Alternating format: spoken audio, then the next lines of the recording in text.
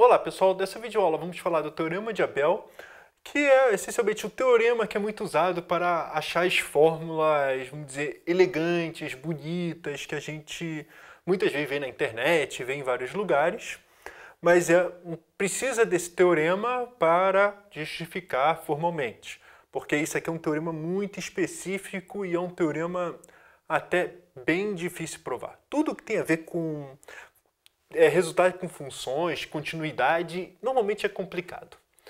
Mas, enfim, o Teorema de Abel, ele diz o seguinte: eu considero uma série de potências, tá, dado por essa fórmula aqui, e o que ele diz é contínua no seu intervalo de convergência.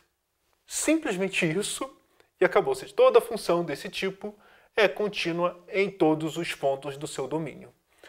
Bom, na verdade, o que eu vou aumentar um pouco o texto, porque só tem uma parte que é interessante para falar nisso aqui. Por exemplo, se a gente trabalhar com um intervalo x0 menos r, x0 mais r, bom, essa função aqui eu posso derivar à vontade, posso derivar quantas vezes quiser. Então é contínua. O que se torna interessante é quando o nosso intervalo de convergência ela está ou fechada aqui, e talvez fechado aqui. Pode acontecer qualquer um dos quatro casos, né? Aberto, fechado, aberto, aberto, e assim vai, né? Mas o que o Teorema de Abel está dizendo, na verdade, é que essa função aqui é contínua em todo o seu intervalo de convergência. Então, essa aqui é a parte importante, ou seja, o que nos interessa é a beiradinha, né? Vamos dizer assim. Então, mais especificamente, e é o que a gente vai usar mesmo, né? Se f de x é igual a esse somatório. E se o raio de convergência da série é R? Bom, claro, positivo, senão não tem graça. E aí está dizendo, ó, se eu substituir o x por x0 mais R, ou seja, agora vamos olhar a bordinha do intervalo e vamos supor que essa função aqui ela converge, ou seja, o R está no meu intervalo de convergência da série. Então, para dizer que é contínua, o limite quando x tende a R pela esquerda de f de x ou melhor, desculpa, R pela esquerda não. x0 mais R pela esquerda, a gente nunca usa o x0, né? Mas é só para dizer, ó, olhar na pontinha final pela esquerda do f de x é exatamente substituir essa expressão aqui por x0 mais R. E analogamente, se a gente trocar por x0 menos R, também funciona. Ou seja, tanto vale para a direita quanto para a esquerda. Bom, no fundo é isso que a gente vai precisar e é o que a gente vai aplicar. Então, uma das fórmulas bastante conhecidas é essa aqui, né?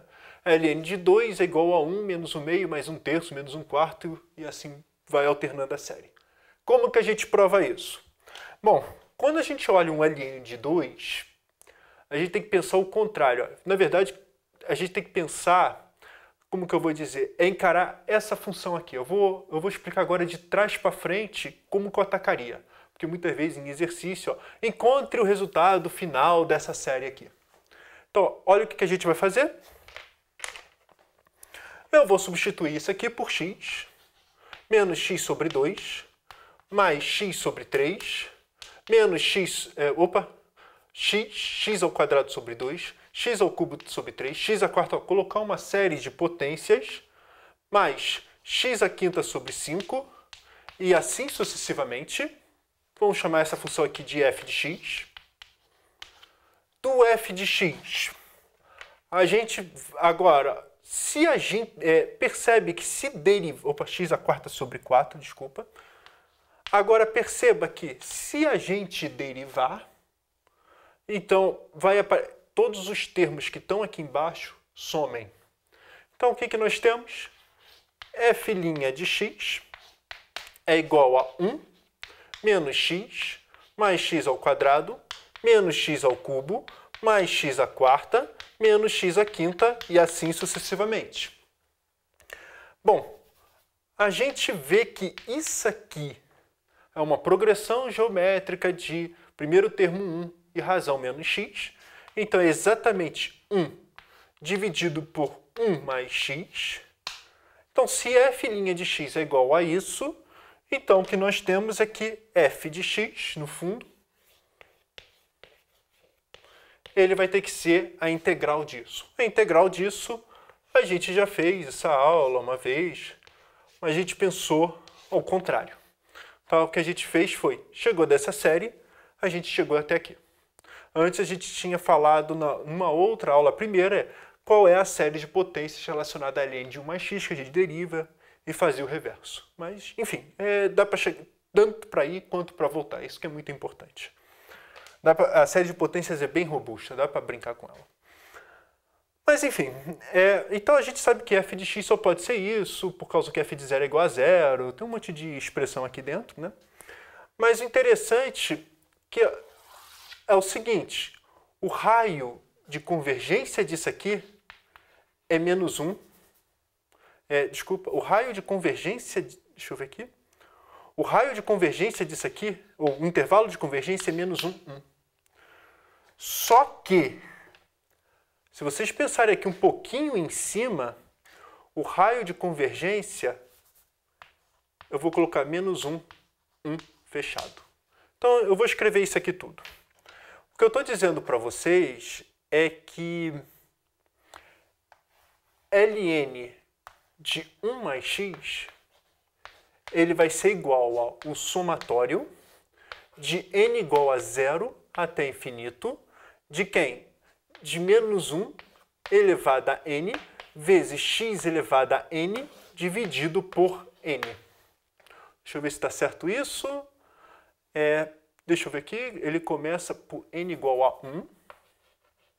Então, na verdade, n igual a 0 até aqui, de n mais 1 dividido por n mais 1.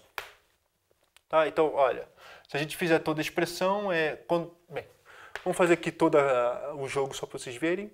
Quando n igual a 0, vai dar, isso aqui fica positivo, aqui fica 1, então fica x. Quando n igual a 1, fica negativo, x ao quadrado sobre 2. Quando n igual a 2, positivo, x ao cubo sobre 3. Tá, de vez em quando a gente quer escrever a série nesse somatório aqui, que é o chamado somatório sigma, a gente de vez em quando testa os termos para ver se chegamos na série que a gente gostaria de chegar. Tá? Mas, enfim, nós temos essa fórmula. E o que acontece é que o raio disso aqui é igual a 1.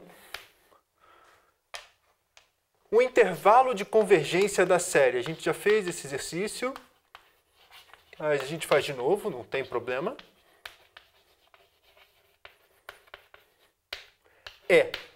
Vamos dizer, menos 1, 1 fechado, tá? Então, só para lembrar, o menos 1 fechado é porque quando substituir o x por 1, vai dar, essencialmente, 1 menos 1 meio, mais 1 terço, menos 1 quarto, mais 1 quinto, que é, essencialmente, o critério de Leibniz. Tá? Então, vamos deixar o link do critério de Leibniz para vocês olharem. E depois baseado nisso, o que nós temos? Teorema de Abel.